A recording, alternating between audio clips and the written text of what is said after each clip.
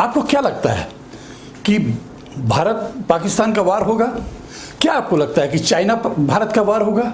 क्या लगता है आपको कि इराक ईरान में युद्ध होगा या पूरी दुनिया में आपस में युद्ध होगा? दुनिया दो गुटों में बंट जाएगी। जी हाँ, ये सवाल बड़ा महत्वपूर्ण है। और एक वीडियो में कहते कहते मैं झोंक में कह गया था कि संभावना दिख रही है कि 2025 तक एक बड़ा वार, जिसको हम वर्ल्ड वार कह सकते हैं या वर्ल्ड वार नहीं तो महायुद्ध तो कह ही सकते हैं। जी हाँ, विश्व युद्ध या महायुद्ध कह सकते हैं सन 2025 तक। तो सवाल यह है कि क्या यह वास्तव में होगा या मैं यूं ही कह रहा हूं। नमस्कार, BITDR में एक बार आपका फिर से स्वागत है। आज हम इसी सवाल पर चर्चा करेंगे। मैं किसी बात को कहते कहते बहुत सारे वीडियो बनते हैं, उस एक झोंक में कह गया था कि 2025 तक एक संभावना बन रही है। और यह संभावना बनने के पीछे मैंने एक कारण बताया था, शायद उस वीडियो में उतना एक्सप्लेन नहीं किया था। और मैंने कहा था कि इस पर कभी अगर आपने सवाल किया तो मैं ज़रूर इसका जवाब दूंगा। तो सवाल आ गया है और सवाल यह है कि आपने किस आधार पे कहा और भारत में इसका क्या असर पड़ेगा। तो मैं आपको इसका आधार बताता हूं। इसका आधार देखिए, 2-3 आधार हैं।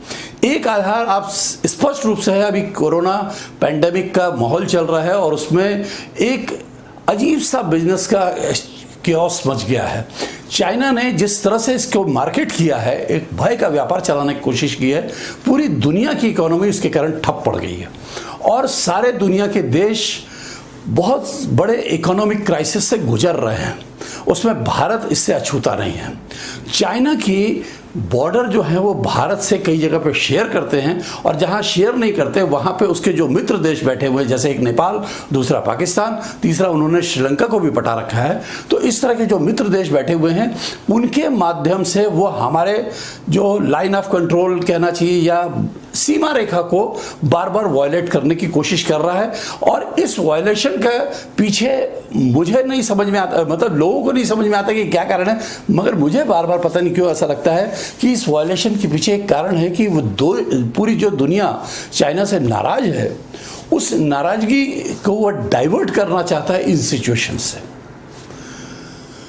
आपको पता होगा कि ये तो एक फैक्टर है, जब भी कोई ऐसी स्थिति पैदा होती है तो पूरी दुनिया जो है धीरे धीरे करके किसी के पक्ष में और किसी के विपक्ष में खड़ी हो जाती है और धीरे धीरे करके विश्व जो है पोलराइज होने लगता है, दो ध्रुव बन जाते हैं और वो किसी का समर्थन और किसी का विरोध पैदा करते हैं।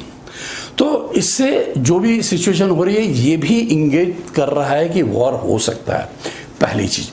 दूसरी चीज, मैं बहुत पुराने एक प्रसिद्ध नास्ट्राडामस नाम के एक भविष्यवक्ता हैं, उनकी भविष्यवाणी का जिक्र करना चाहता हूं कि उनकी भविष्यवाणियों में बहुत सारे संकेत दिए थे, जिसको अभी पिछले 1 साल से आप लगातार पढ़ रहे होंगे कि विश्व युद्ध की संभावना बन रही है। और उसी संकेत में ये भी था कि भारत इस युद्ध में कहीं ना कहीं की रोल प्ले करने वाला है और यहाँ की जो लीडरशिप है वह बदलेगी और वह विश्व गुरु बन के उभर सकता है। तो सिचुएशन वैसी ही बन रही है और चूंकि लग रहा है कि ये सारी स्थिति, ये क्योस ऐसा मच गया है, तो हो सकता है कि ऐसी कोई संभावना हो। मैं कोई भविष्यवक्ता नहीं हूँ, कोई नजूमी नहीं हूँ, कोई ऐसा स्वप्न दृष्टा नहीं हूँ। तो मैं जो भी मैंने कहा, मैंने पिछले जो 1-1.5 साल में पढ़ा है और जो करंट सिनेरियो और सिचुएशन देख रहा हूँ, उसके आधार पे मैंने इन तीनों चारों चीज़ों को मिला के कहा।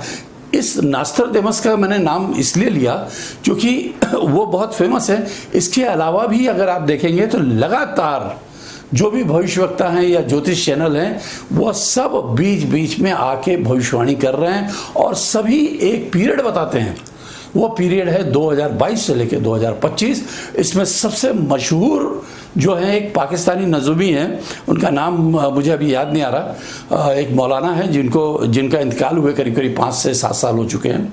उन्होंने सबसे पहले इस बात को पिछले 5-1 साल पहले, 7 साल पहले एक टीवी इंटरव्यू में कहा था कि जो सिचुएशन बन रहे हैं, पाकिस्तान किसी न किसी कारण से भारत से भिड़ जाएगा और उस समय ऐसी स्थिति होगी कि हो सकता है पाकिस्तान मिट जाए, पाकिस्तान के कई टुकड़े हो जाएं और पाकिस्तान पूरी तरह से दुनिया के नक्शे से गायब हो जाए। उसके बदले में छोटे छोटे देश होंगे या कुछ हिस्सा जो है भारत में चला जाएगा। और उसी समय ये भी एक संभावना व्यक्त की गई थी कि शायद चाइना का भी हर्ष बुरा होने वाला है। अब क्या होने वाला है क्या नहीं होने वाला, ये तो भविष्य के गर्द में है। आप और हम सब अगर जीवित रहे तो जरूर इस सिचुएशन को देखेंगे, और ना हो विश्व युद्ध बहुत अच्छी बात है, भारत पे इसका असर जरूर होगा। और इकोनॉमी भारत की, जब भी युद्ध होता है तो पूरी दुनिया की इकोनॉमी गड़बड़ाती है, हम उससे अछूते नहीं हैं। लेकिन हमेशा एक चीज़ याद रखिए कि हमेशा नकारात्मकता में भी सकारात्मकता की गुंजाइश होती है।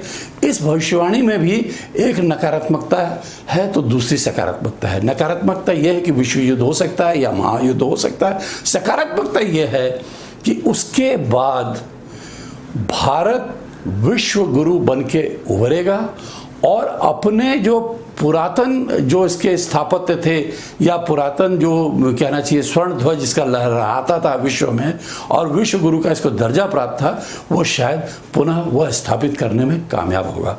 और हम लोग उस स्थिति में इकोनॉमिक कॉरिडोर पे भी आज से बेहतर स्थिति में जाएंगे। तो ये इसके सकारात्मक पहलू हैं। तो चलिए, जो भी होगा आप और मैं दोनों मिलके इस समय का इंतजार करें और देखें, और तब तक जो हमको करना है वो सारे काम तो हमको करने ही हैं। विश्व युद्ध के इंतजार में आप हाथ पे हाथ धर के मत बैठिए, जो हमको करना है वो करना है, और आप उसमें सफल रहें, संपन्न रहें, सुखी रहें, ये मेरी कामना है। शुभकामना। वंदे मातरम।